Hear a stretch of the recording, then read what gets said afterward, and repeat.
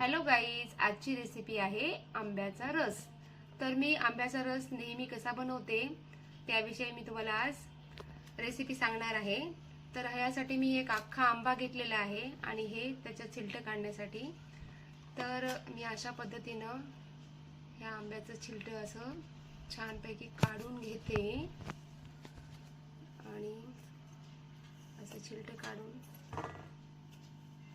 पूर्ण छिलटा काढून असा आंबा सोलून घेते। असा आंबा पूर्णतः छिलटे काढून घेतलेला आहे आणि आता ह्या चाकूच्या सहाय्यानं मी ह्याचे कट्स बनवून घेणार आहे।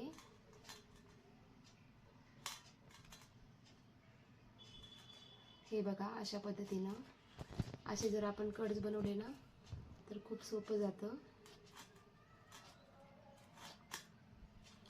आणि अशा पद्धतीने काढून घ्यायचं आहे।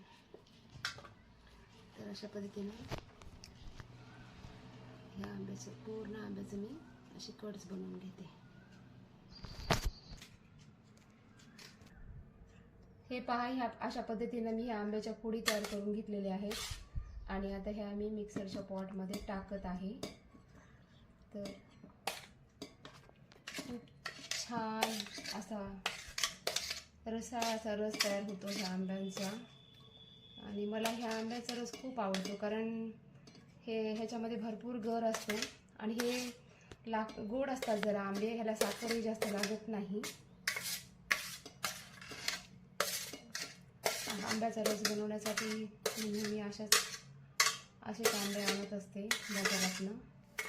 हे बघा, ह्या कोयला थोडा तरी आंबा आहे का, तर अशा पद्धतीने हे आपण मिक्सरच्या पॉटमध्ये टाकून घेऊया। मिक्सरच्या पॉटमध्ये टाकून घेतलेले आहेत आणि ह्याच्यामध्ये मी आता बघा एवढीच साखर टाकणार आहे आणि त्याच्यानंतर ह्याच्यामध्ये मी थोडीशी विलायचीची पावडर टाकते, अगदी थोडी, जास्त नाही। हे बघा, एवढीच टाकते आणि हे अशा पद्धतीने त्याच्यानंतर आता आपण मिक्सरमध्ये फिरवून घेऊया।